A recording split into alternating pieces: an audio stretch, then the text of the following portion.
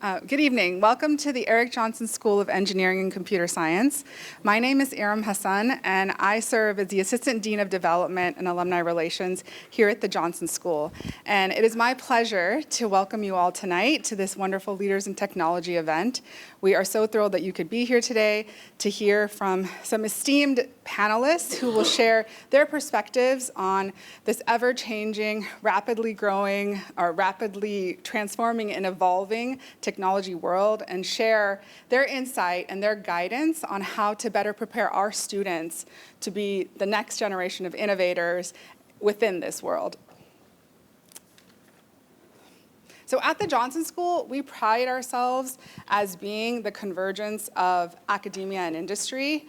And it's where, it's a place where ideas and perspectives and transformative ideas are really move beyond just discussion and conversation and dialogue. It's where they're applied and where you can see the fruition of those ideas. And our esteemed panelists really harbor that exact spirit, so we're excited to hear from them.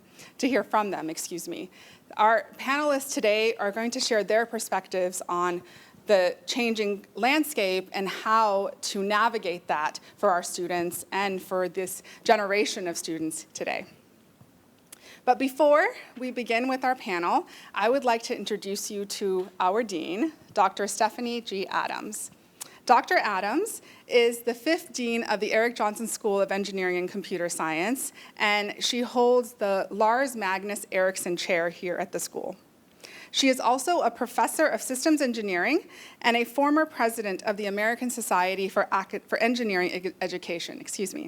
She is a leader in the advancement and inclusion of all in science, technology, and engineering and mathematics education, and has worked with a number of colleges and universities, government agencies, and nonprofit organizations on topics related to graduate student development, global education, quality control, and management.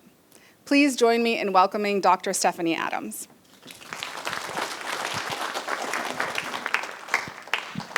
Thank you, Aram.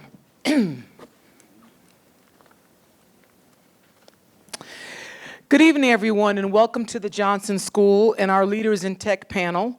As many of you know, UT Dallas was born from innovation, founded by the visionary pioneers of Texas Instruments, and that entrepreneurial spirit continues to define who we are today. We are sustained and inspired by deep partnerships with industry leaders who are shaping the future, and tonight's conversation reflects that legacy. Industry engagement is critical for both students and universities because it creates authentic pathways for applying classroom learning to real-world challenges, which research consistently links to stronger career readiness, persistence, and professional identity formation in STEM fields. Partnerships with industry provide students with mentoring, internships, and exposure to emerging technologies such as AI, all of which are associated in the literature with improved employment outcomes and more equitable access to high-impact experiences.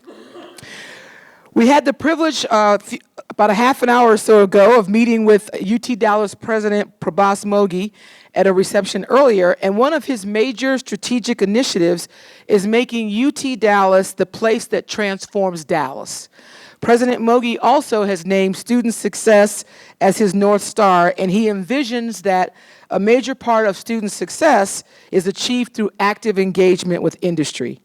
The university is a living and breathing ecosystem, and we all benefit from our industry partners, just as we hope to be a resource to them as we train tomorrow's tech leaders.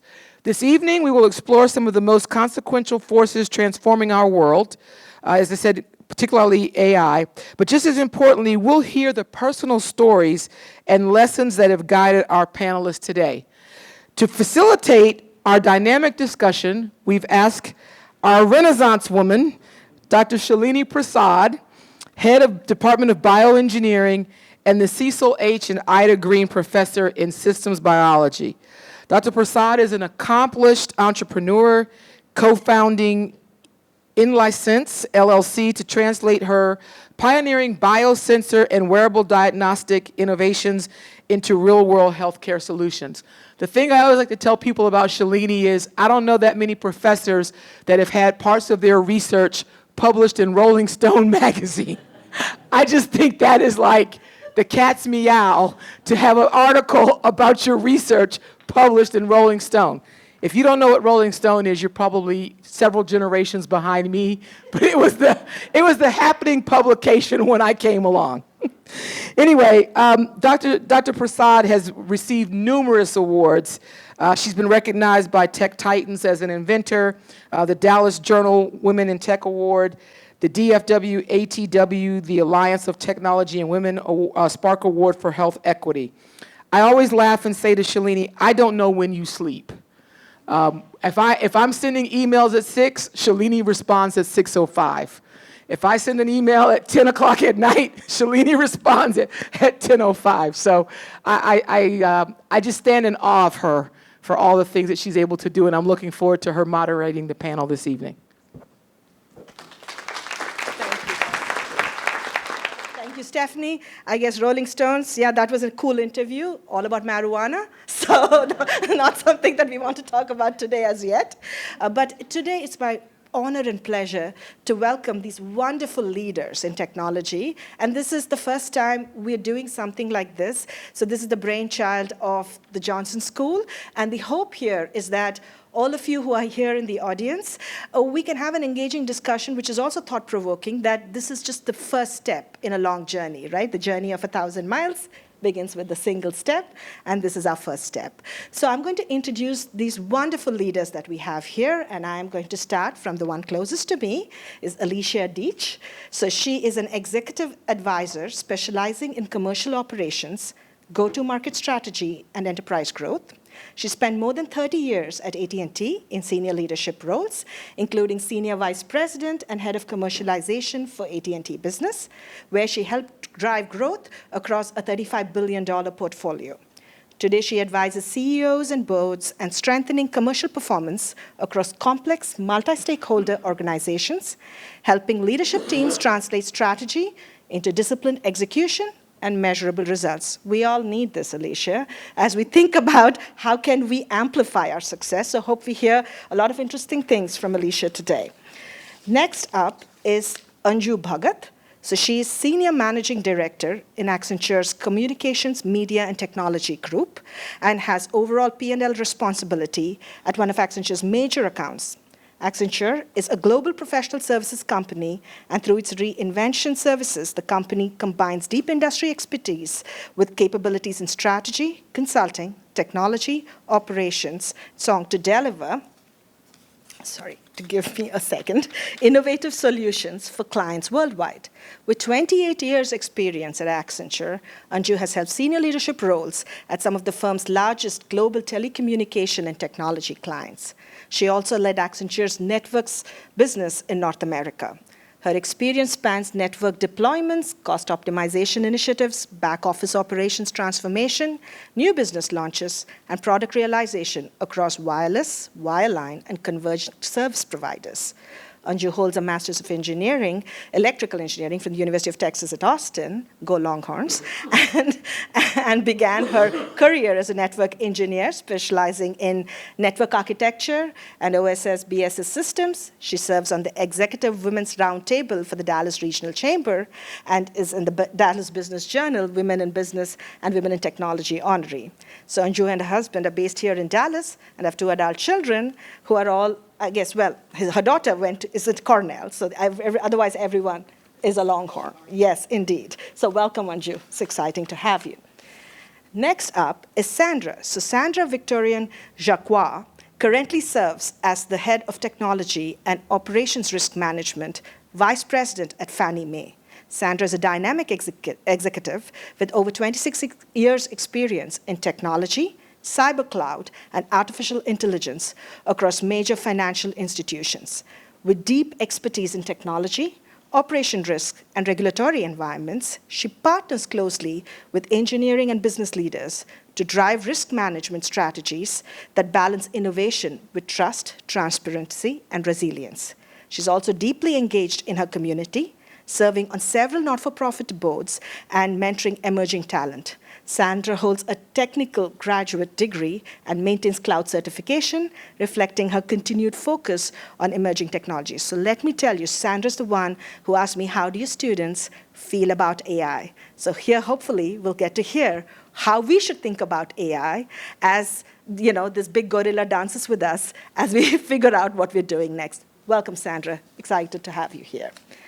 And last but not the least is Veena Attivili. So she is a corporate entrepreneur and a strategy development, transformation, and operations executive with 16 years of demonstrated leadership, strategic vision, and a commitment to excellence. Veena currently serves as Vice President, Business Modernization for McKesson's CoverMyMeds business. Her responsibilities include developing a vision and a strategic roadmap for leveraging advanced technologies to modernize business operations, improving employee experience, and advance patient outcomes. Veena has held various roles with increasing responsibilities in healthcare, positioned at the intersection of strategy, data, technology, operations, and innovations. She has a strong track record in identifying opportunities, delivering growth strategies across the healthcare continuum, resulting in market expansion and revenue growth. Throughout her career, Veena has been best known for balancing near-term execution with longer-term value creation and aligning diverse stakeholders to achieve organizational goals. As an enterprise innovation leader, Veena has created and deployed business transformation and value through launching customer-centric business models and orchestrating scalable incubation frameworks and governance in matrixed and corporate environments. Her expertise in aligning enterprise strategy and innovation has been instrumental in accelerating new ways of working and achieving sustainable business successes.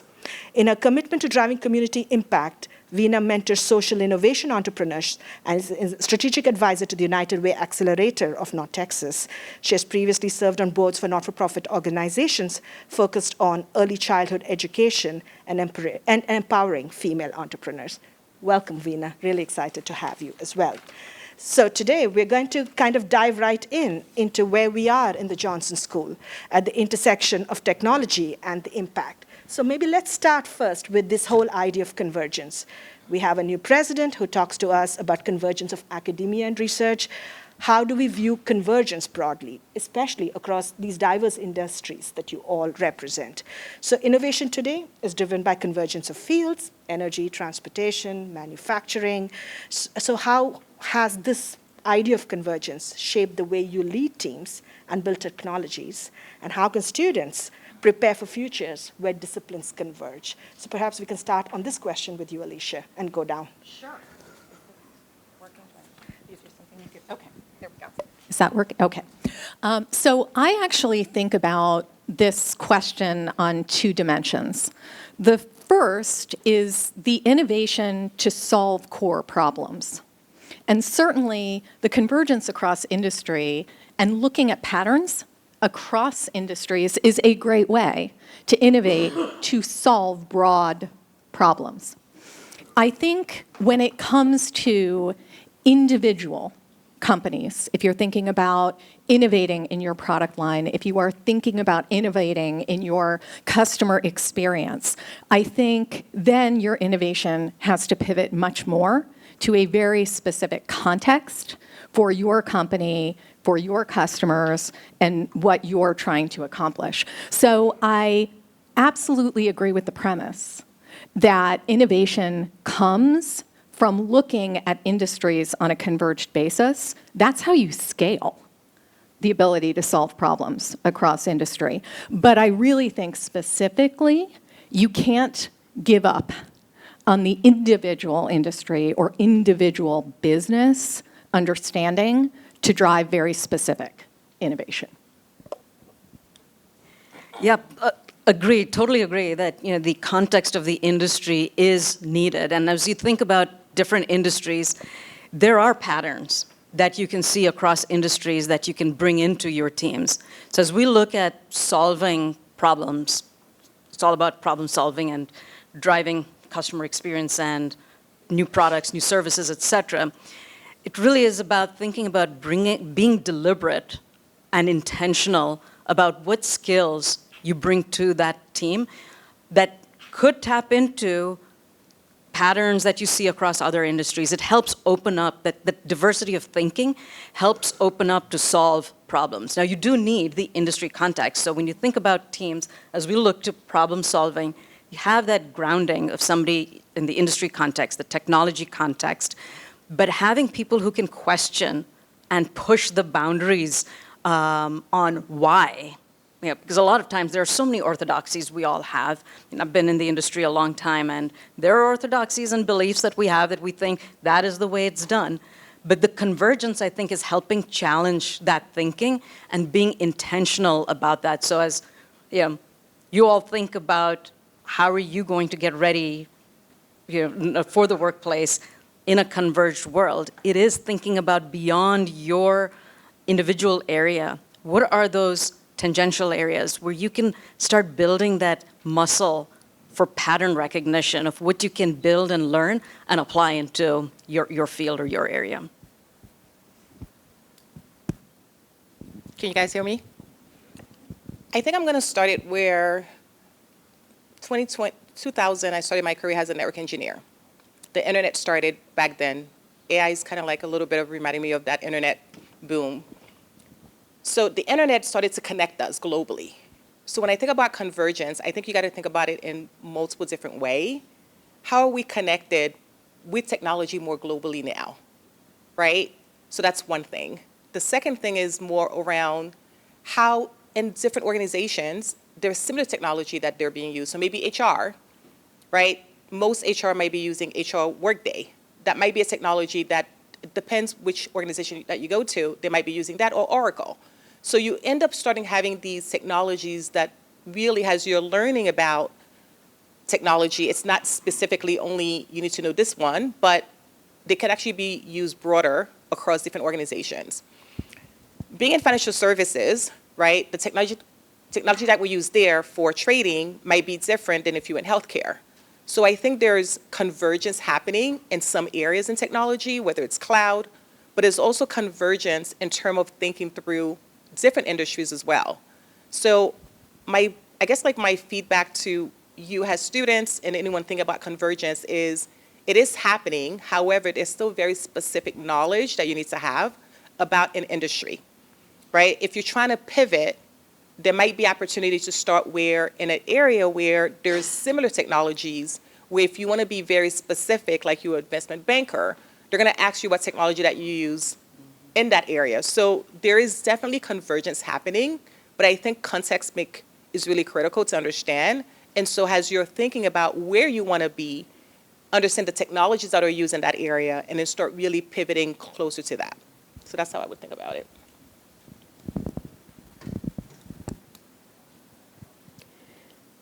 Hi, everyone. Can you hear me?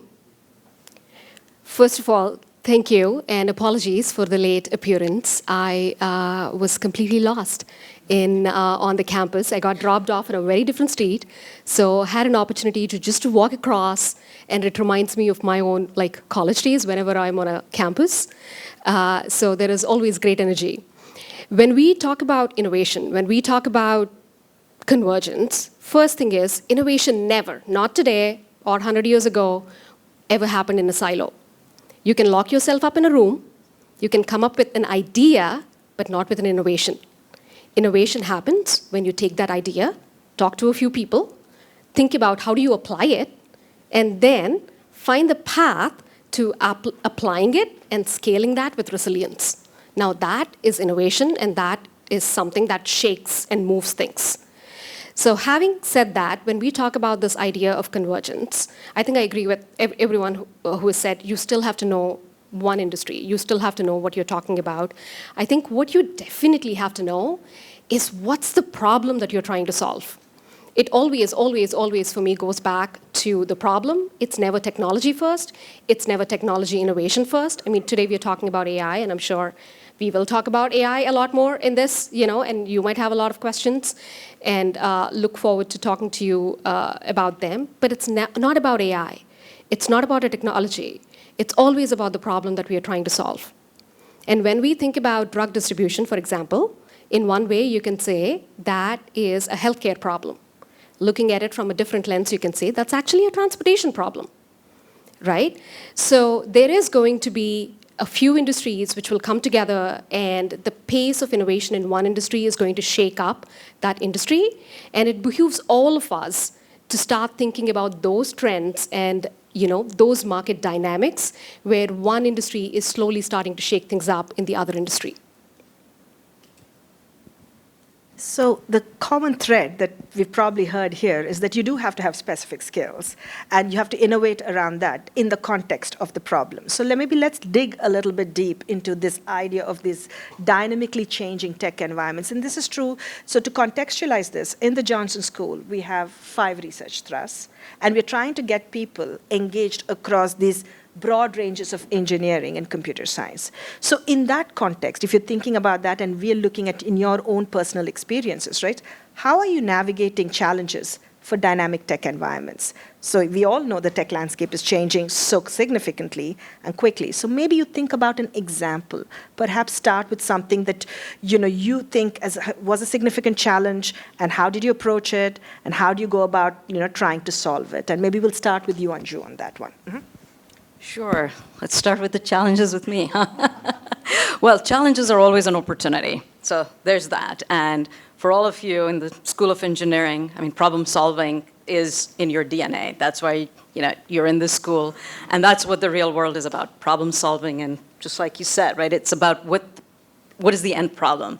So a challenge, there are many, of course, over the course of my career that I've encountered, but there's one that I'll mention because it ties in a bit of the points of other fields and how you tie things together. So we were working on a program where the environment was to help transform the financial operations of a company. Now, in my background, I'm not a finance person. I grew up as an engineer. I started as a network engineer as well, Cisco routers and ATM switches, et cetera, et cetera. Same boat. And so, just progressing along, this problem came up, and we really needed to solve for the problem was, got to transform, and the function had to look very different, had to operate at a very different cost structure. There was an aging workforce that, was going to leave the building with knowledge. So how do you approach and tackle that problem so that you can still keep the company running with the financial operations? And there are lots of technologies out there. So you could start, and when we think about technology, and just like Fina said, technology, it's a tool. There are lots of tools out there. And it always reminds me of what Archimedes said once, right? Give me a place to stand and give me a lever, and I will move the earth. Something like that. Those of you who follow or keep reading about him may know the actual phrase of what he said. He did not say, give me a lever. Did not start with, give me a tool. He started with, give me a place to stand. And the outcome was he was going to move the world. So in this capability that we had, tying back to our prior conversation of the prior discussion we're having about context, about the industry, the domain, finance, and technology. So the challenge is, how do you bring together all those skills? Because you'll have people who really, really knew that particular process. You knew people who could talk about automation, and they could tell you all the different automation tools out there. Then you have people who will tell you about what AI could do and how AI was going to just make everything disappear and just happen magically. And there were competing priorities. Everybody was coming with a different mindset. Everybody was coming with their answer or their approach is right. And it was about addressing that challenge, was anchoring everybody. It's a team sport. Anchoring everyone on what is the outcome, how do we then tie in and use and complement each other? Just like, sports fans, right? Everybody has a position. You're playing something, you're bringing a strength, but we're all winning the game. So anchoring on, we needed to transform the function. We needed to understand and rewire the process. So you needed the process skills, the domain skills, the process skills. You need the technology skills. You needed, the end result, the business outcome, and bring all that together. So it was extremely challenging for me and an opportunity because it was flexing me. So this is another part of, with so much change going on, building that muscle to lean into discomfort. So when I was asked to lead that program, at first I was like, oh my God, I mean, I don't know the first thing about finance operations, but it was leaning into that discomfort and then identifying who I needed, surrounded by a team of experts in order to deliver that. So that's an example. So I'll talk a bit about a problem I'm solving right now, actually. As you think about technology, you think about how do you bring a technology inside an organization, right? So you may bring a technology through a third party, meaning we purchase this technology and we're going to actually go through a third party and get it. It has to be evaluated for technology, for risk, to make sure actually it's correct, it's going to work. So that's one process. And then if we're going to build a technology, right, where we're building it in-house, it goes through another process, right? And then now we're talking about, AI and how we're going to think about building agents as another process. So as we started really thinking about all of these different ways we actually get technology to the user's desk, we realized that there was a lot of friction, right? How do we tell people you go here, you go there, you go up there? It's like, seriously, people, like we cannot really tell people where to go, and it's breaking here. So there's just, again, a lot of noise. And I just started at my new company now 4 weeks, and my boss was like, Sandra, you need to take this and figure something out. I was like, got it, boss. Okay, yeah, I just got here. I don't know the people yet. I'm still learning who everyone is, but I know my problem that I need to solve. So the first thing is about getting people together. When you're trying to solve a complex problem, if you are not aligned with the people, and that's going to be part of the solution, what you're going to find is everyone has a different view. So the first thing was more on, hey, who are the key people that's really going to help solve this problem? Keep it small. Don't have a 60 people Zoom call because you're not going to go anywhere. It's going to be a lot of like, this doesn't work. So we'll get the feedback. However, we need to actually bring the right people together to really think about reimagining, right? And the reason I say reimagining is if I had to solve this problem maybe 5 years ago, I may have solved it very differently than how I would solve it now with AI. The reason I'm saying you have to reimagine is a lot of time when you've been in the industry for so long, you know how you've solved something. You're like, oh, we can just do it this way. You're not stepping back and saying, if I had to do it today, with the technology available today, how do we solve this, right? How do we make sure we're thinking about this in the future as well? So I would say that it's complex. It's never easy when you have multiple steps in a process. And everyone really wants to simplify it, make it easier to go fast, right? It's like we want to get something out every 30 days or every 15 days, and the process is 6 months. So how do you take something from 6 months to really almost like weeks? So I would say that it does require for you to sit there, again, this idea of like, what is the problem, the why, how are you going to think about solving it? So draw out the current process. I'm always like, don't think about solutioning right now. Let's figure out what the problem is and making sure we really understand how things are working today. Who is the expert that knows how these processes work? Put them on paper, everyone, because you hear a lot of things, but until you put it on paper, then you start thinking, is the problem at the beginning? Is it at the middle?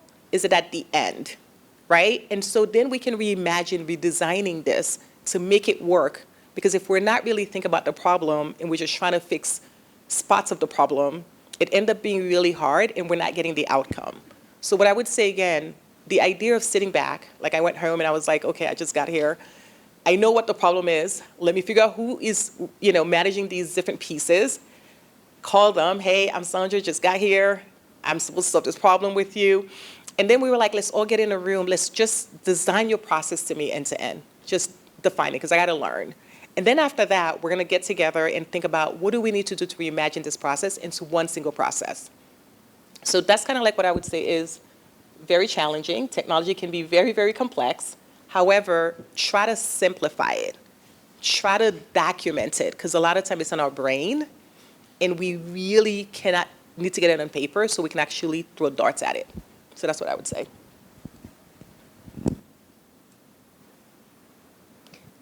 So I don't think about technology that much. Like, that's the honest truth. I don't wake up thinking about technology. I follow, in general, the news, what's happening, et cetera, and I see the application. In fact, if someone says leader in technology, I will just look around me because that is not how I identify myself.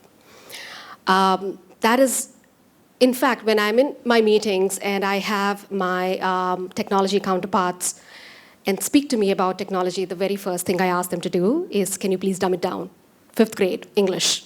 Because I need to understand, like, what is it that we are doing? What is it that we are trying to solve? Many years ago, when I was in your shoes as a student, I thought the brilliance came from knowing all the answers.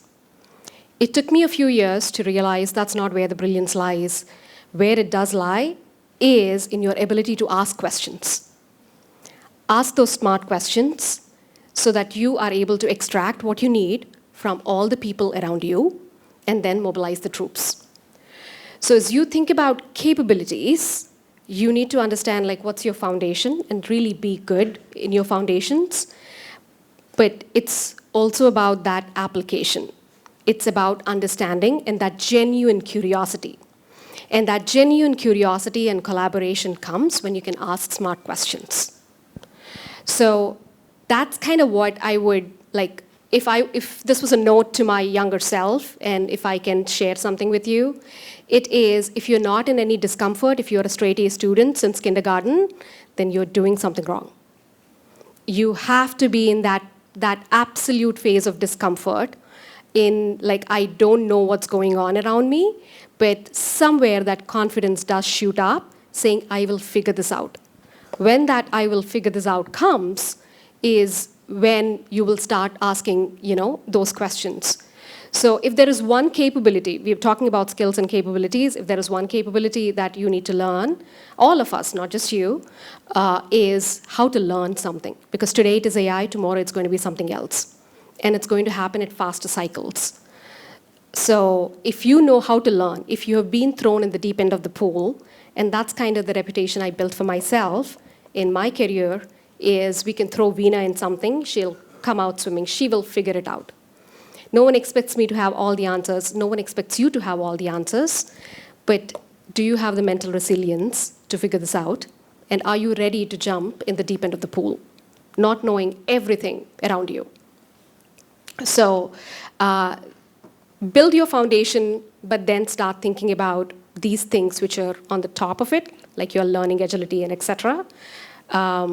Because that is when, like, the true learning and application happens.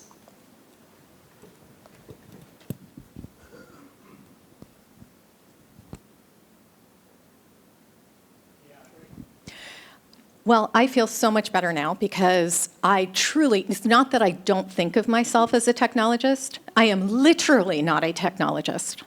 I'm a marketer.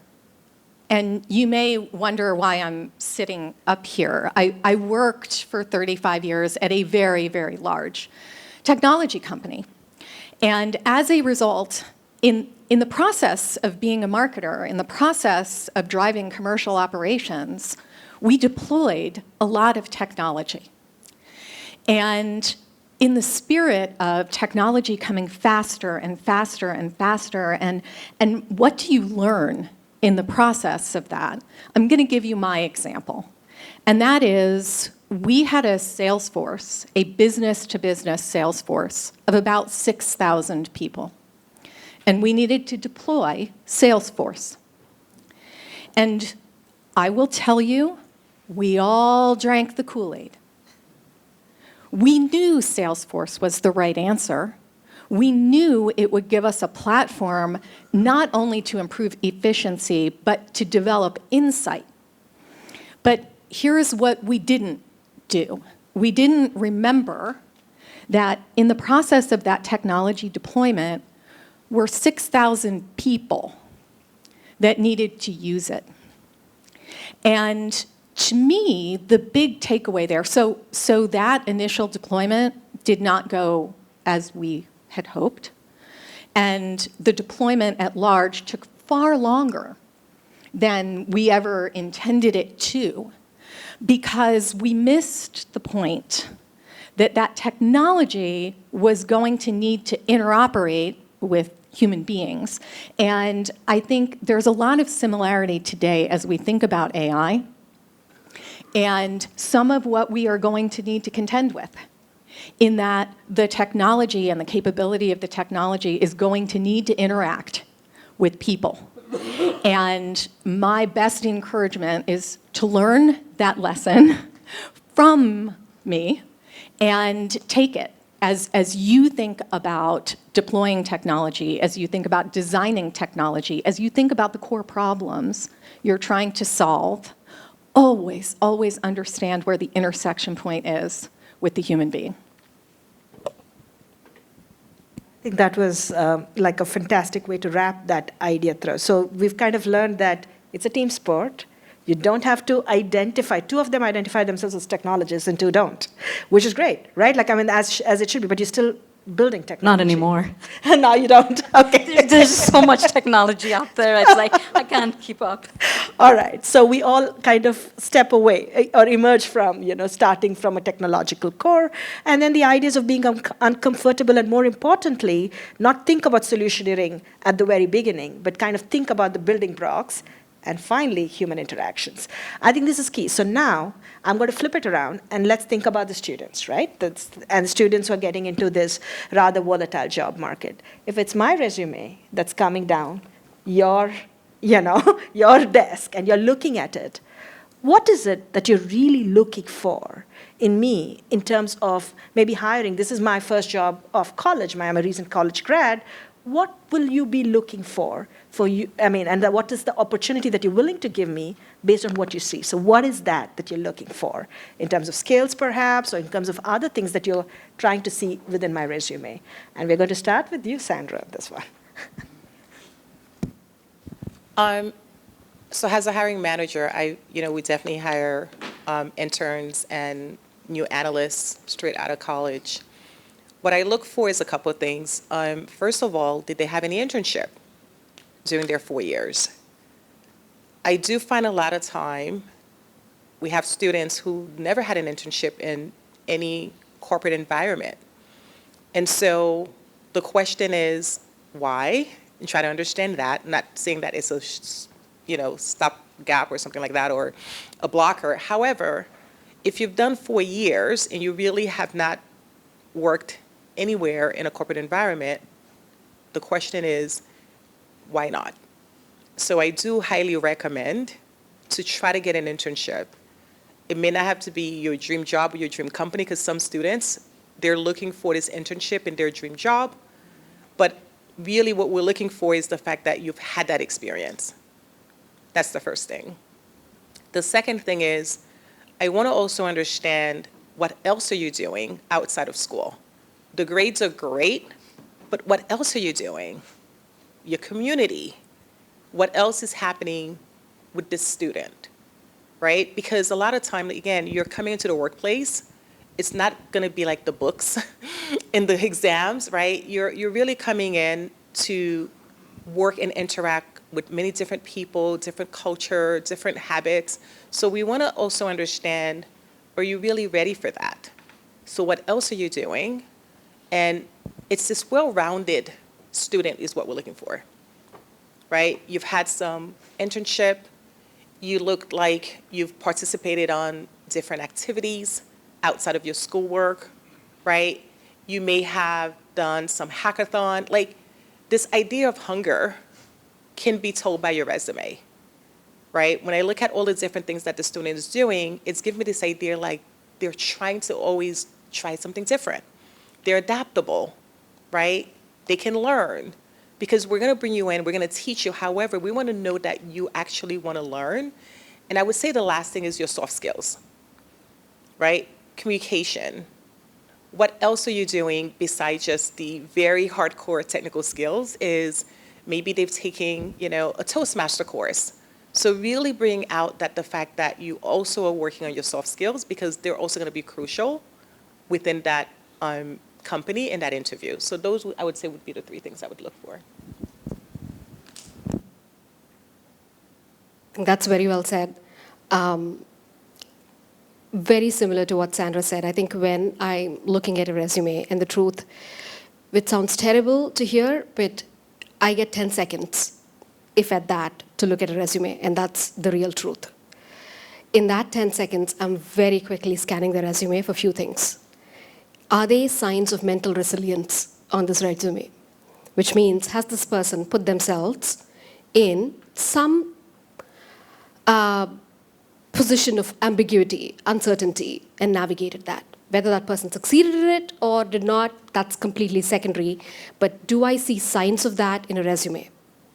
And this can come from all angles. It can come from a data science engineer trying to take a French course. It can come from like whatever form it is, but I do look for signs of mental resilience and someone who has put themselves out there and thrust themselves in completely unknown waters.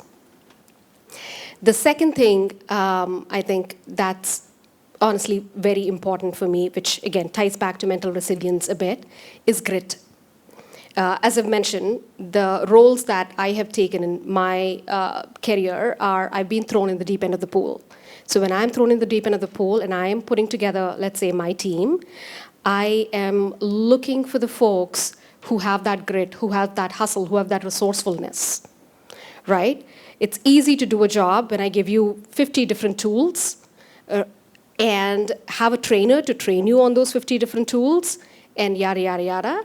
But I'm actually looking for someone who are resourceful, that if I give them and show them the ropes, they're like, got it, Veena, I'll, figure it out from here.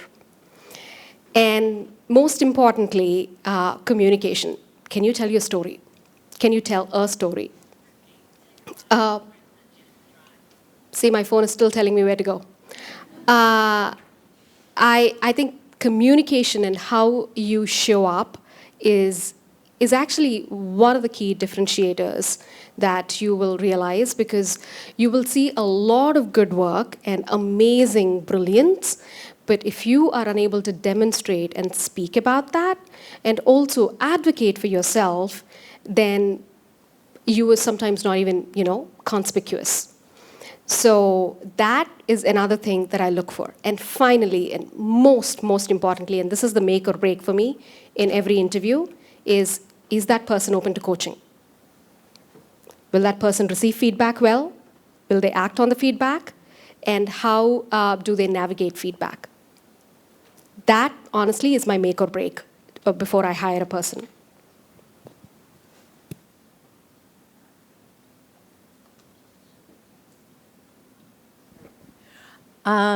So many great points already made. I'm just going to amplify two of them. This first one, I admit, is going to sound odd, because when I look at a resume, I'm actually looking for a story. I'm not looking for a fabrication. I'm not looking for fiction. I'm looking for a narrative through line, a way to start to learn a little something about you. One. The second reason that's so important, though, is because it is typically an indication of how effectively you can actually communicate a story.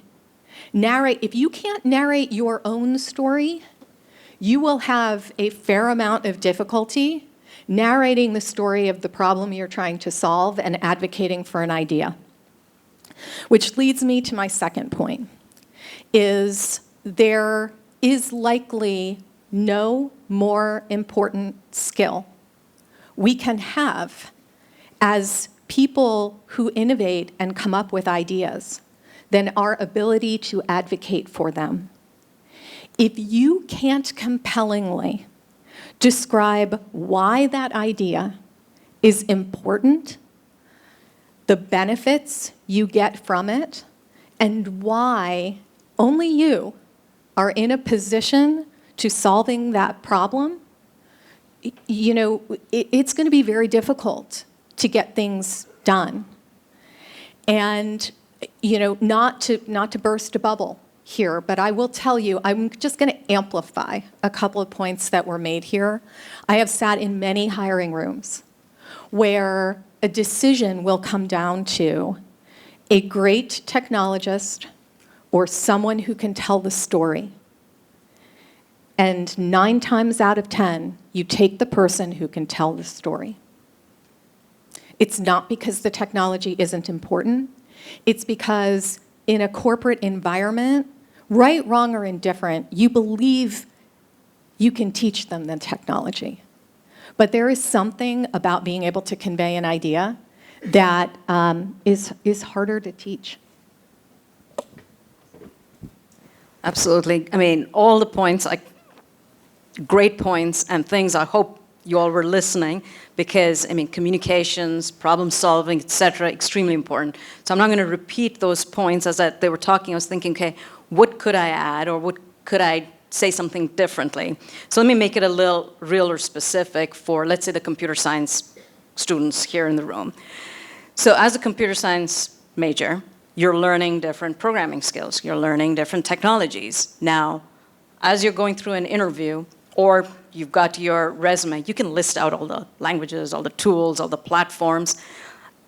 What is not important and what doesn't jump out is not the number of tools that you have. I've seen resumes where there's half a page of, I know this and that, and list out whatever tools you want to list out. There can be millions of people with those kinds of skills. People are building those skills, and you may be really, really good. When you code, your error rate is minimal or what have you. It comes down to what's the outcome? And what are some of the tangential skills that you have, that you've demonstrated, that come out in your resume, your interview, et cetera. So let's say you're a technologist writing some code. Maybe you have some design skills where you've brought in what's the user experience around it. How are you differentiating your specific skills? How are you showing that you've got some real-world problem that you solved for? Sandra talked about internships and showing that real-world example. So it has to come out that you've solved a real-world problem. So those are things that think about how your resume, your experience stands out from the others. So now we've heard, right, from the human building. Let me Go just ahead. add a bit more because I Sure, think we Sandra. want to double click on resumes. Sure. So the first thing is one pager, right? One pager. You're just graduating. Can I have like 2-3 page of your resume? So one pager. Right, don't go back to middle school. Don't go back to- the other thing is Middle school, that's fine. when you put your experience, impact, right? 3 things just 3 bullet under that experience, but what's the impact? Quantify it, right? I was able to work on a project that, created efficiency by 85%, reducing cost by XYZ impact, right? Just very clear. And what did you do? Not the team, not like, what did you do? Right? So those are some, again, we can definitely have more resume training and courses, but it's very important because when those resumes come very well designed, like she only has, 10 seconds, you say? So those are what we're looking for. So again, I didn't want to go specifically into resume, but just thinking through, is your resume aligning with those different points? Your impact, very quickly, 3 bullets, no more than 1 pager. So I think, great points, right? From writing the human experience to pretty much, being resilient about this, telling your story, and having the clear technical skills through community engagement and so on. So now I'm going to ask you, this is the last question, right? I'm going to start with Veena. But, okay, I've heard all of this. I'm a student. I have 12 months to graduate. What are the 3 things I should work on so that at least you will give me the 10 seconds and say, okay, send this to the next to my hiring team and think about it, right? So what were the 3 things I should work on in the next 12 months? So, and I'm not joking about 10 seconds, by the way. I'm really serious. And the thing is, most often, your resume will not even reach the hiring leader because there's so many stage gates before it reaches any of us, right? So that's the harsh reality that we are in. So coming to the 3 things. First one, application. Skills are great, but if you don't know how to apply them, and if your resume cannot speak to the application, then the skills wash out, right? I'm just glancing through those and I'm like, great, but I don't see the story being connected to those skills. I'm very, nicely moving it aside. The second one is network. In your next 12 months, network not just within your class, but within the students from the other schools. I just walked through 3 different buildings. So talk to different people, because most people did not know where this building was, by the way. Just speak to them and think about what are the phases they are in, what are the companies that they are looking at, what are the skills that they are learning, and think about where you can cross paths. The diverse your network is, both at school, outside of school, I think the diverse your, just the span of understanding or opportunities are going to be. The third one, and the most important for me, is ask yourself that question: have you learned to learn? So far, you have been in a classroom where the onus of learning was not just on you, but it was also on your professor. So your professor built a curriculum, they're taking you through it, and you are learning about that in the classroom. So there is some sort of a shared responsibility. The full onus of learning was not on you. But in the next 12 years, as you get into the corporate world, whatever world that you want to get into, ask yourself, have you truly learned that learning agility? If tomorrow, if you have to learn a completely different language, a completely different skill, do you have a process or your own framework on how you would approach something? Those would be my 3.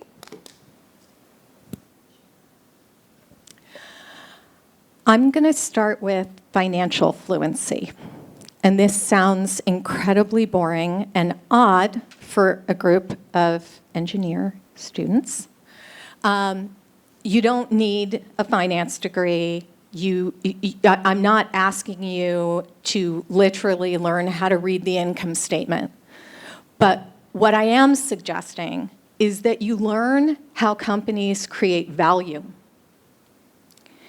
because it serves as the foundation for how you solve problems. Okay, so that's the first, is get comfortable with what is the job of a company and what responsibilities do they have and how do they create value. That's number 1. Number 2, and I'm going to piggyback on the learning concept, is do a little investigation around the business problems that are prevalent today. It's not about solving every one of those business problems, but it's about being able to connect the dots between those prevalent business problems and the kinds of work and kinds of solutions that you might be able to provide. The third, everything, and I mean everything, you do in a corporation is done as a team. Very big on matrix management. I would practice. I have been somewhat surprised, actually. I mentor quite a lot of students, and in some disciplines, that's a more consistent, practiced skill than in others. But I think there is no substitute for knowing how to self-regulate in a small group and still get something done. Take a problem, sit there with 4 people, figure out how to solve that problem without anybody telling you who is going to do what. That is an incredibly important skill. Those are mine. Yeah, absolutely. And those 4 people, in the real world, maybe you might not like the other 3 members, and you still have to work. You can't say, well, I'm done with this project. I'm going to find 3 other people. Yeah. You just got to deliver. So a few things I'll mention. I'll go back to communications. Just got to practice that presentation skills and communications. You could have the most beautifully designed project and delivered project. If you cannot explain it in a sentence or 2, you've lost your audience. I mean, you can get into all the technical details and so on. People will zone out. So practice communication skills. Practice it as part of project teams. Practice it, stand in front of the mirror and practice. Communications is really, really important. That is a skill we're seeing a lot of folks entering the workforce, where we're seeing that there is a big gap in communication skills, and those who are able to communicate are the ones who are standing out. So communication skills is one. Continue to build the reasoning and judgment skills. I mean, with all the tools, AI available to us, I mean, how many have said, summarize this 30-page document and give me the, 5-second overview? I'm sure everybody's done that. But when we do that, what's happening is we're losing that muscle of judgment and reasoning. And so take the time to read through things, to process things, because that is a skill that's going to be required with, AI agents, agentic. I mean, the last 3 months itself with Claude, all of us have seen how AI is doing all the coding. Well, what are the developers, entry-level developers, going to do? Well, you still need to have the judgment to be able to manage and run and have the governance, et cetera. So that's part two. The third one that I'll leave with ties into this exact point I was saying. I'll put it under the bucket of, let's say, systems thinking and orchestration. So while there's AI that's writing all this code for you and so on, and there's all this chatter and talk, and I mean, there are new jobs that are going to be created. We can't even imagine or fathom what jobs are out there. But right now, in the immediate now, and there are companies, a lot of companies that we work with who say that they're rethinking their hiring strategy and, well, do I really need to get all these people at entry level if AI can do all the work for me? But if you have, with your background, you know the systems, you know how those systems will work, you know when the systems are not working well. So building those systems, that systems thinking will give you a leg up, and orchestrating. You've got to orchestrate across everything, functions, people, agents, technologies. It's about orchestration. So if you can orchestrate and stitch things together and build that DNA, that skill, as you have the opportunity right now in a safe environment. So those are my 3 points. Okay, I guess I'm the last one to give the three. So when I was actually a chemist, I started my career working in a lab. The reason I'm using this example is just to let you know things were changing. So I was going to go back to school to get my master's in chemistry, thinking I want to do research. And I remember, just by chance, I looked at the paper. Back then, jobs were not online, by the way, so I'm not going to age myself. When I looked at the paper, at that point, all the jobs were network engineer, database engineer, and I was a chemist. And I'm like, oh my gosh, like there's very little chemist job. Like I'm going to get this degree, and like, what am I going to do? So that night, right, never took a computer course. I probably like wrote papers, maybe at the computer lab. I decided to go and take a class after work. So I work full time. At night, I did a boot camp. At that point, because it was a new technology and they needed more, they didn't have enough people that were network engineers, they were basically having all these boot camp classes, master classes everywhere. So what I did is I went and I took a boot camp class at night for 6 weeks. And with that, I was like, well, if I don't like it, I'll know. Like I have a job. Like I'm not going to, be out of a job. But what it did teach me is I fell in love with it. And then I got certified as a Cisco engineer. I got my CCNA, CCNP. I had all the certifications in the world. I was like, this is great. Well, who's going to hire me? I have no experience. I'm still a chemist. So what I did is when I was interviewing with companies, I was like, I can work for free. Like, you have to make yourself open, right, when you're trying to get a job, and you also need to rethink and not be so rigid. So what I'm trying to tell you guys is the world is changing, and I don't think any of us know what's going to be the new workplace. We're still reimagining what that looks like. However, it's not going to happen tomorrow. It's going to take time, and there's things cloud took like 10 years, and we're still trying to get people in cloud. So it's not going to go as fast as we're thinking. However, you do have to think about where things are going, because it's not even just getting your job in the next 12 months when you graduate. It's about staying employed for the next 20 plus years, 30 plus years. And in technology, you're always reinventing yourself. I'm always reinventing myself, right? I was a network engineer, became a voice engineer, firewall engineer, security engineer, and I'm in risk management. People are like, what's that? I'm doing technology and cyber risk. I'm trying to figure out how to protect the firm. But my technical skills still come into play because I got to look at technology, what can go wrong. So, and now I'm going to be learning AI for risk management. So it never stops. So this growth mindset of learning is really critical, right? And so while things are changing, don't be afraid. Just go at it, like throw yourself at it and just learn and be open, right? Be open. Can you work in somewhere else? Or maybe you had this company. Can you work, like, be open and don't be so rigid. The more you open yourself to possibilities, you'll be surprised at different jobs that you never heard about that might come about, right? I'm from Haiti. My parents just said I had 3 jobs: engineer, doctor, or lawyer. That's it. Did not know about any other jobs. I was like, oh, I'm going to be a doctor. I was pre-med. So what I'm trying to tell you is the jobs is changing. Look to see what you see out there. Go and use LinkedIn, use your network, right? Network is really important. Ask maybe students that graduated 2 years, what are they doing? What are they seeing? So really be curious and ask the question, because you're only gonna learn by just asking, right? We're here to help you as well, right? We can tell you what we're seeing in the workplace where we are. But be curious. I have people reach out to me on LinkedIn all the time. Hey, I see you're in risk management, you've been at Goldman, like, tell me about this, or I'm looking to pivot, what should I do? So just ask questions, someone will help you. We're open here to also help you. So do not be afraid. Don't think it's the end of the world.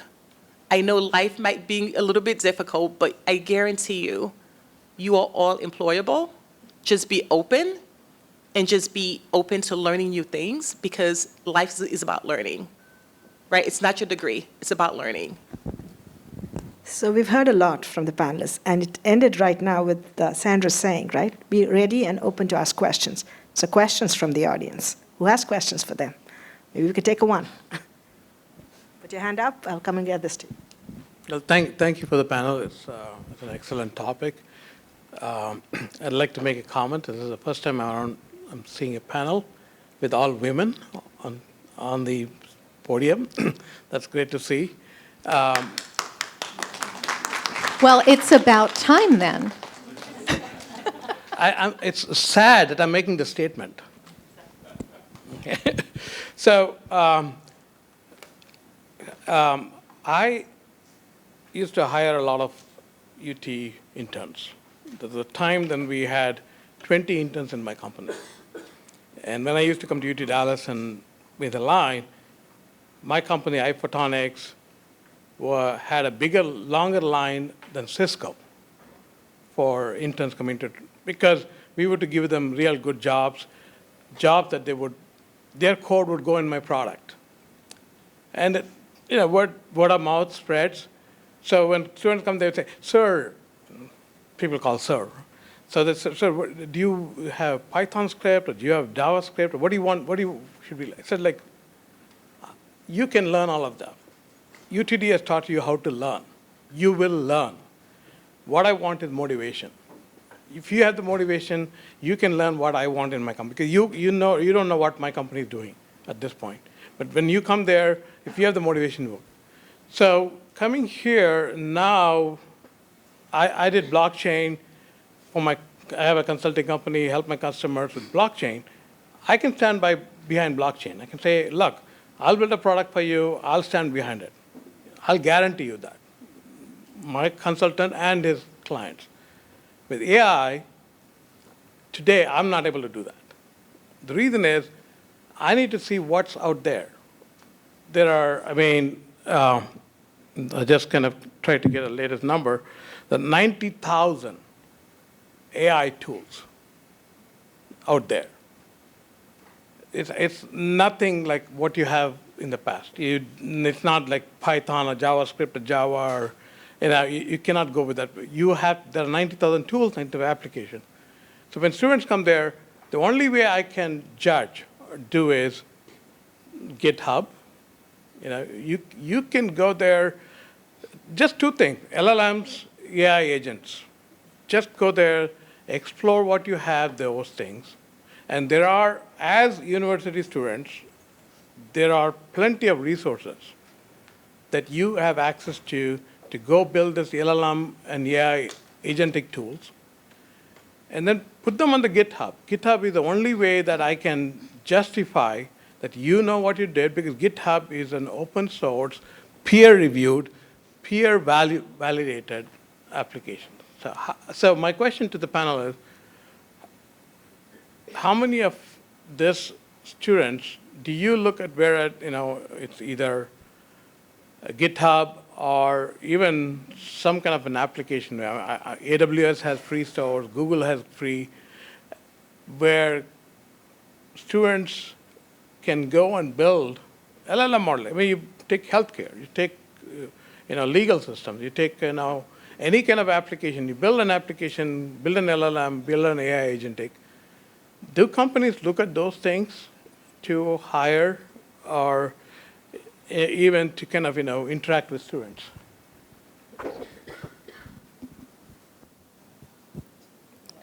Sure, I can take that. Personally, I don't think companies are looking at AI tools and which tool you know, because there's so many coming in, and what we thought was possible 3 months ago is very different from what we thought is possible now, right? Just in the last 6 months, like 6 months ago, we were still debating what's agent, what's agentic, and these beautiful LinkedIn, long prose debates. And now I think the agentic AI took us by storm. So it's not as much about which tool you know and which tool you've worked with. It's about what have you done and which problem have you solved, right? If you have used a tool to solve a problem, then can you come into my organization, use a different tool, there'll be a learning curve, but can you solve that problem, right? I think that's what I'm increasingly looking for. Is it's difficult to keep pace with the tools. Yesterday, this is true story, 5 p.m., one of my technology partners says, hey, this is an amazing tool, this business unit is signing up for it, are you ready to sign up? Let me know your decision, in the next whatever. So we are going to get like these volume discounts. I'm like, no, I'm not. I'm not signing up, 5 p.m. I'm not making a decision to sign up a contract for a tool. One, I don't know what it does, et cetera, and to what end? Like, what are we doing with that tool? So I don't want you all to chase tools, and I don't want me and my teams to chase tools. I want us all to chase outcomes and impact. So just keep that in mind. But what it shows, if you have actually published code, or if you have worked with several tools, what it shows is you are putting yourself out there. So I won't completely discount it, but I'm not saying that is the one, and that's exactly why I'm going to hire you to come and use the tool that you have used. Hi, good evening. I'm Pratmesh Bhaviskar. I'm currently pursuing my master's in computer science here at Johnson School. First of all, thank you for all of your advices for all the students like me today, because we are definitely taking something good tonight from the advices. My question to you is with respect to a student who will be graduating soon or who is going to start working, like maybe in the next month.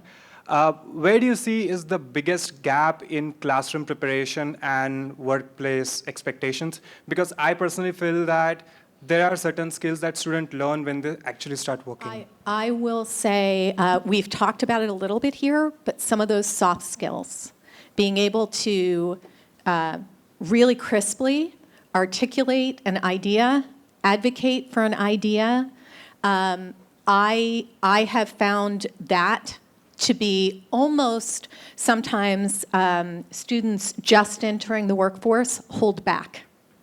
Don't hold back, right? Your ideas are as good as everybody else's ideas, right? So I will say I have seen some opportunity in communication and some opportunity in teaming, collaborating across a group.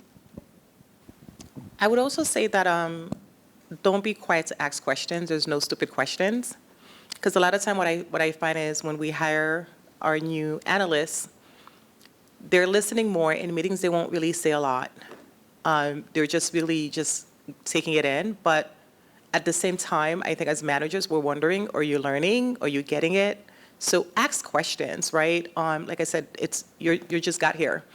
So definitely, I would say the soft skills is where I see the struggle, and being able to also navigate the organization. So what I mean by that is, when you come in, depending on the organization, take the time to understand the history, how it works, what people do. Like, learn who and how the organization operate, because a lot of time it's not just the job, because you are looking at a long-term career.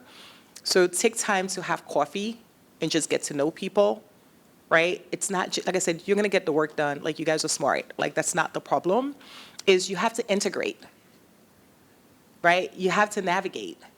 You have to act like an owner, even though you just got here. So a lot of that is not what, we're not seeing that. We're seeing it more, it's a job, I'm done, I'm gonna go home. We're not really seeing you embracing the culture, integrating with the organization, taking part of everything that we offer you, and also building relationships, right? Because those are the people that you're actually gonna end up having. I mean, you spend so much time at work, by the way. You might as well just starting to get to know people and don't see this as just a job. I do what's asked and I leave. Build a network and create relationship, but also integrate yourself and immerse yourself in the culture. That's what I see as a gap. I'll just add a quick personal story, because even though it was many, many years ago that I was in your shoes, so I was graduating as a master's in electrical engineering, and you feel when you're going from the academic world into the real world that there's this big step that you have to take. You will quickly realize, and hopefully sooner, have that confidence, because when you go in, you will be given responsibilities and things to do if you take them on. So go take things on.